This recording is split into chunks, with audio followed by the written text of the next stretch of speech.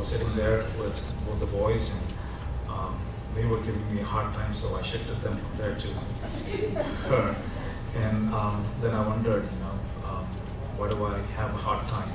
And sometimes you need to think why I have a hard time, right? Because I have a sense of discipline which I cannot enforce upon the kids, and so I have a hard time. So we put certain boundaries, right? We put certain limits, we put certain disciplines upon the children, and if they don't comply to it, we have a hard time. And I was thinking the same thing about the pastor. Not just one pastor, all the pastors of all the churches. It's the same thing in every church too. If the pastor puts some disciplines, and if the believer doesn't comply, then the pastor have a hard time. If the father puts some discipline, the children doesn't comply, the father gets a hard time. So it's to the best of the intent that you comply with your pastor and don't give him a hard time, because for a father, you can shift the children from myself to the mother. But who does the father shift to? Who does the pastor shift the believers to godly, right? No other person. So it's always that you let the pastor lead the church with a peace of mind that will augur only good, only well to you as well as to the servant of God. One prayer request that I have, it's just a thought that came to me that I just shared, okay? The pastor didn't ask me to share this. Don't get me wrong there. One prayer request. On the 16th of this month, I will be traveling to India for a 3-day camp in connection with ICPF in Montuman. And I request your prayers. This is the very first time that I'm traveling to India for ministry in a long while. I went there only in 2011, and this is the very first time that I'm going back. So kindly kindly solicit your prayers in that regard, and I'll be back on the 21st. And the very following week, I have to be in Dallas in connection with my work. I have to go to Dallas for my work once in 3 to 4 months, and this is the coming week that I have to be there. So I have to work that entire weekend from Friday to Monday. So I won't be here during that weekend either. So probably we'll be getting to see each other again only in November. But kindly request your prayers. We are also praying for you as a church. Now, the message that I want to share with you is living the light of eternity. A life in the light of eternity.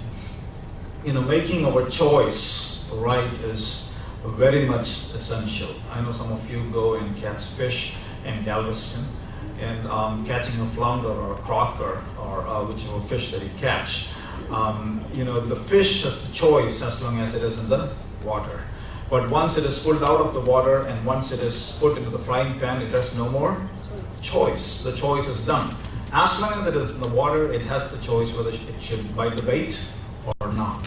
As long as we are here on earth, we have the opportunity to make choices. But once we are shifted from time into eternity, we have no way that we can alter the choices that we make. So it is essential that we make the right choices when we have time, when we live in time, all right? We live in that particular element of time which is in between two eternities. One eternity that is past and the one eternity that is yet to be. So in between those two eternities, the limited short period of time called time itself, and it is during that particular sphere or element that we have the opportunity to make choices. So let our choices be right.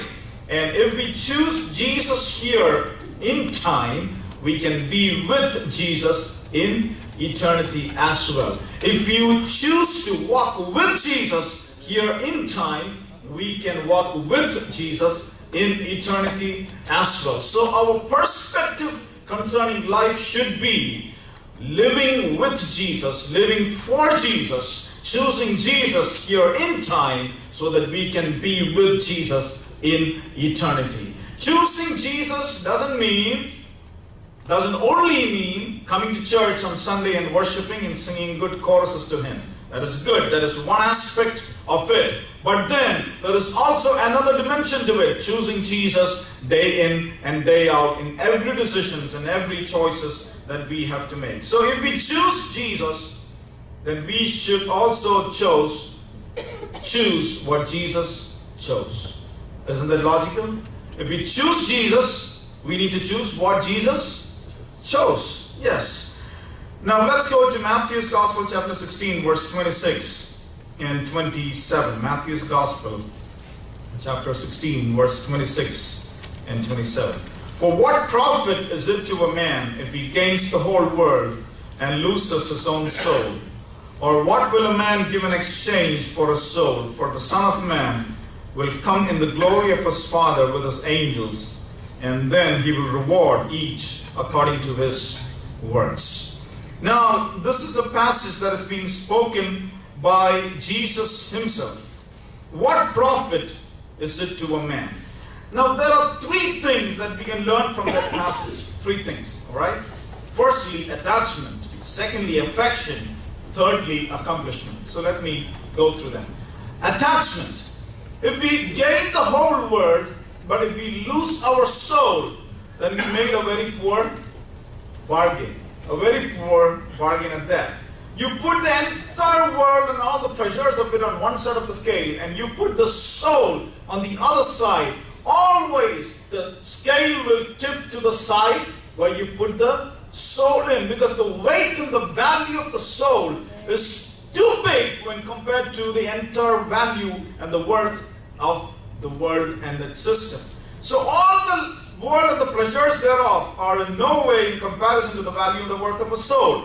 Let's go to Luke chapter 12 verse 19 to 21. Luke chapter 12 verse 19 to 21.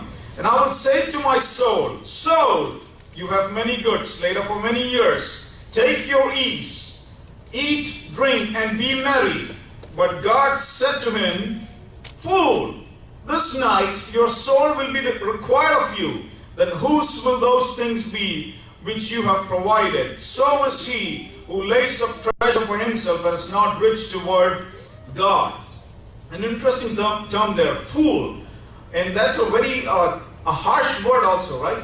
Fool. We don't call anybody a fool unless they prove themselves to be a fool. Now here, this person is indeed proving himself to be a fool. How does he prove it?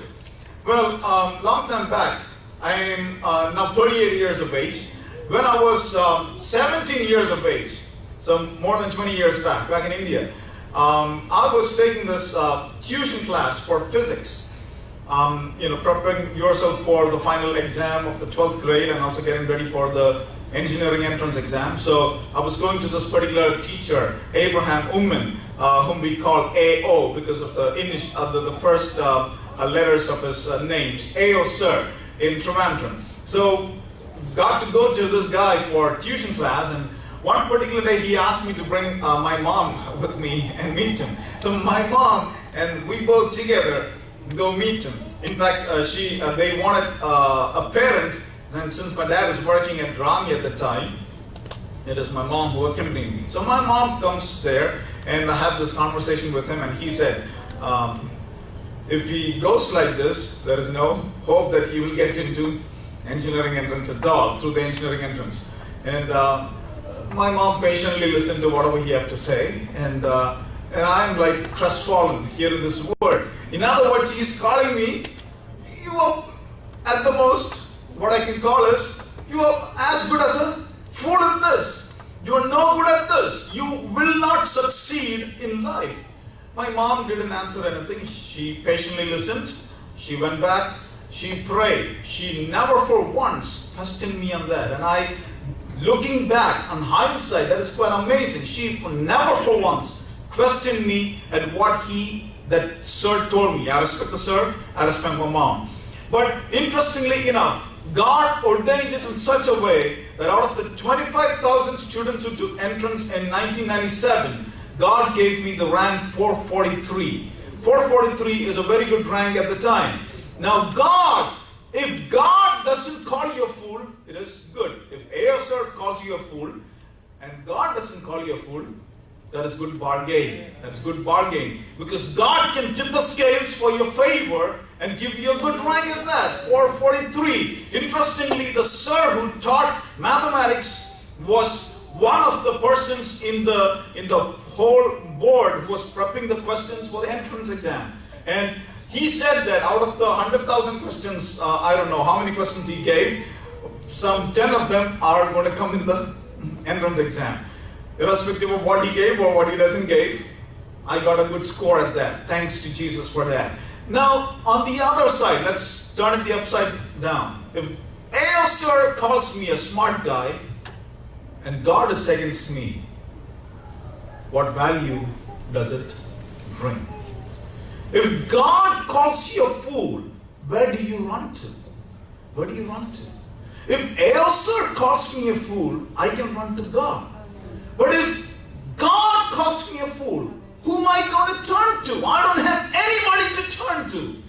You know, that has to be the mindset that should grasp us this morning. If God calls me a fool, I have nowhere to turn to. I have nowhere, absolutely nowhere. That's the end of the road for me. Now, God is giving a solution also so that I would not be called a fool by God. In that passage itself, it says, so is he who lays up treasure for himself and is not rich toward God. So what is the key to not being called a fool? Become rich toward God. As simple as that. Become rich toward God. What was the fault with this guy? He was trying to be rich towards himself. By doing what? Hoarding his possessions.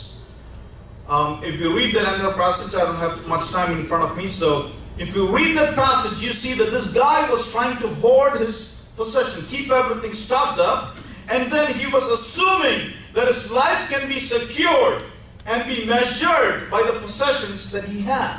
I'm going to be rich because I have all this, so my life is secure. My life is going to be measured by everything that I have accumulated. And then he has this particular mafia mindset where all the property that I have is just mine and mine alone.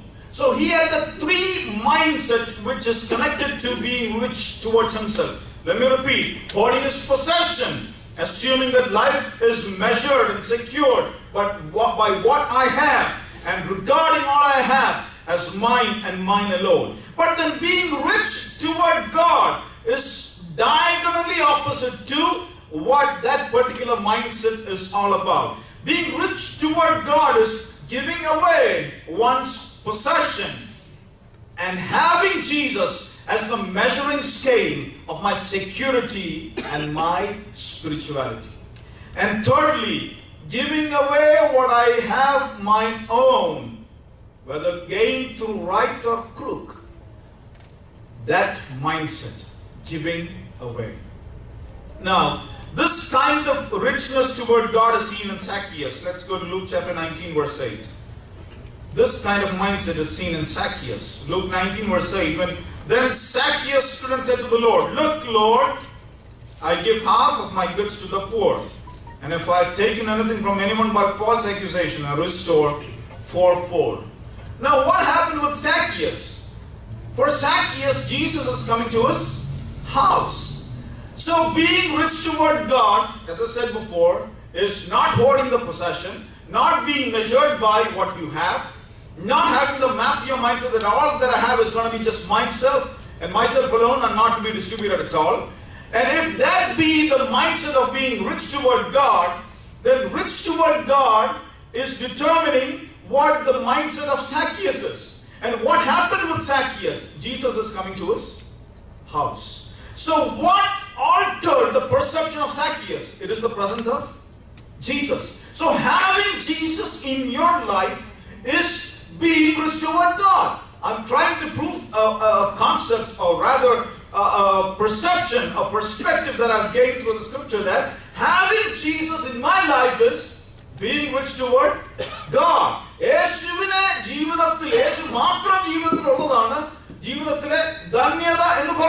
Having Jesus in my life is being rich toward God. If I don't have Jesus, and I have everything other for me, I am still being poor toward God, or rather a fool in the sight of God.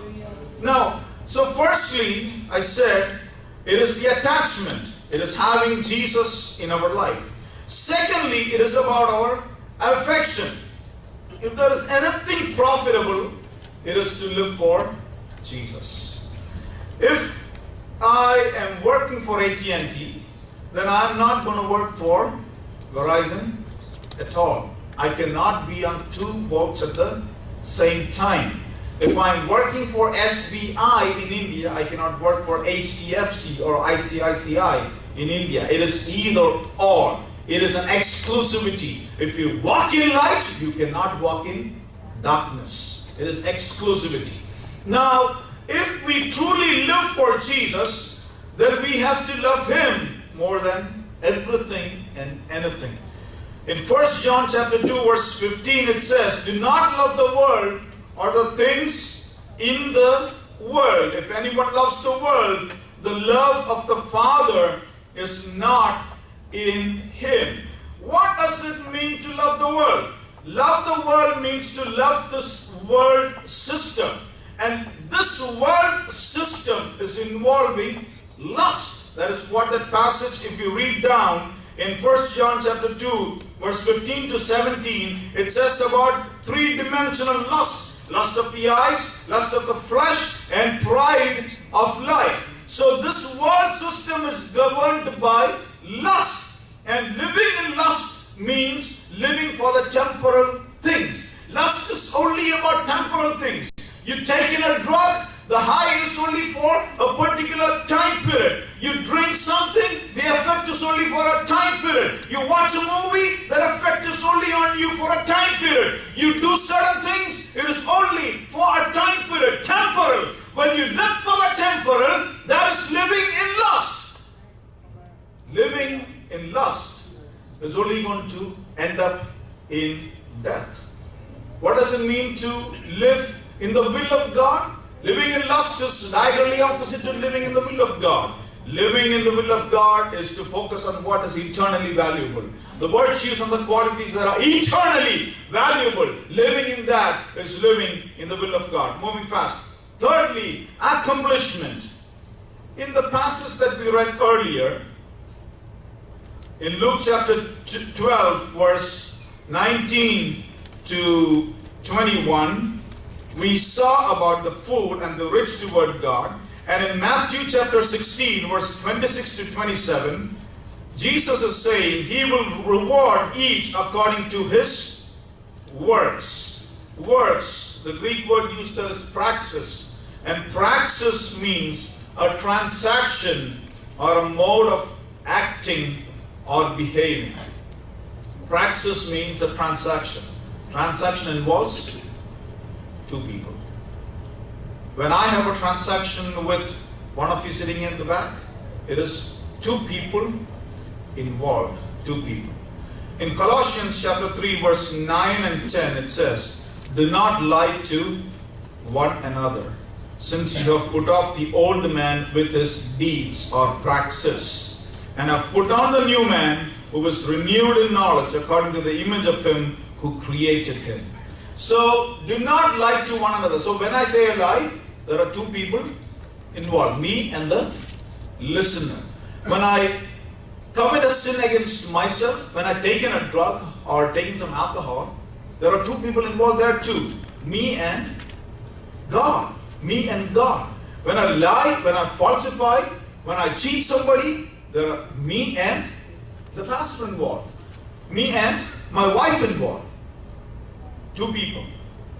When I do something against myself, then I'm sinning against God. Praxis. So God is going to reward every person according to their praxis, their practice, their transaction. And not only that, there is a mode of acting or behaving. Some people say that, it doesn't matter what's the means that you take, it's only the end that matters, right? Irrespective of what the means be, it's the end that matters. That's a wrong, totally wrong mindset.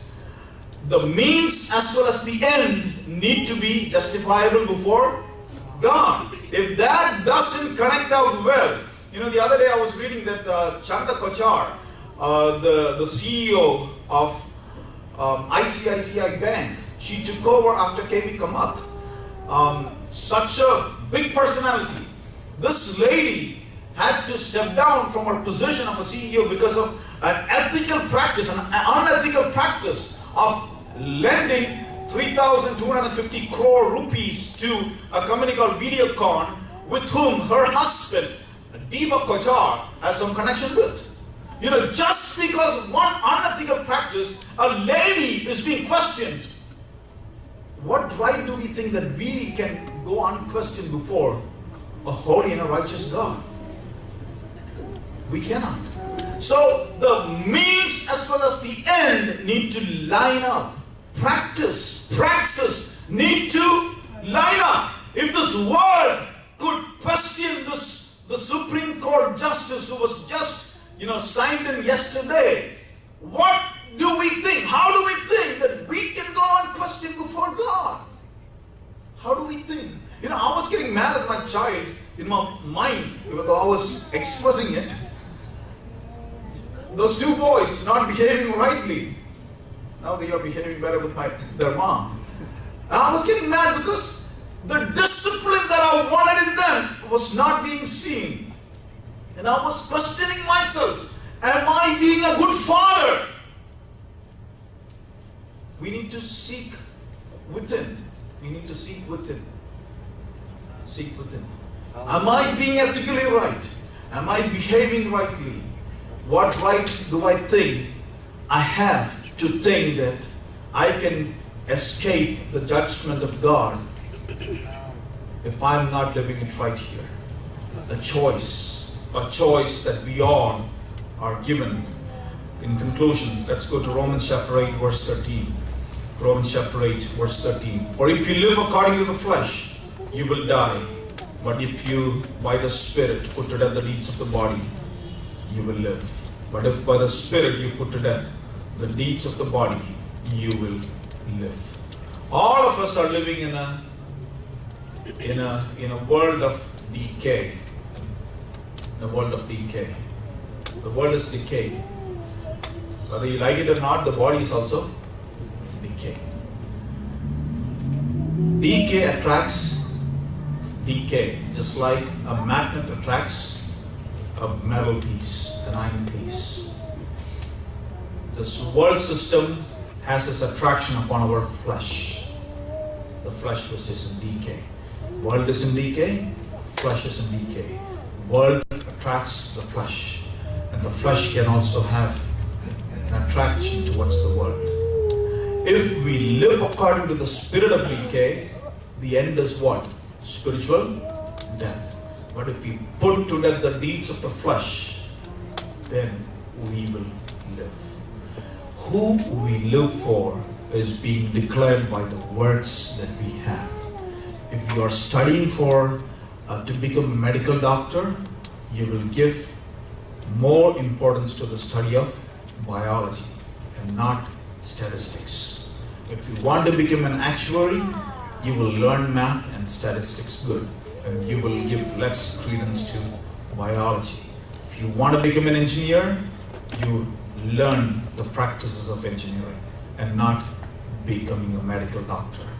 What you practice declare who you are and what you want to be. So let us have the practice of Jesus. The message is more, and I'm concluding it here because we have already run out of time. Let us practice what Jesus practiced so that we will be with Him in eternity. May God bless us with His words, and it's my prayer that I will also practice what I preached. Thank you.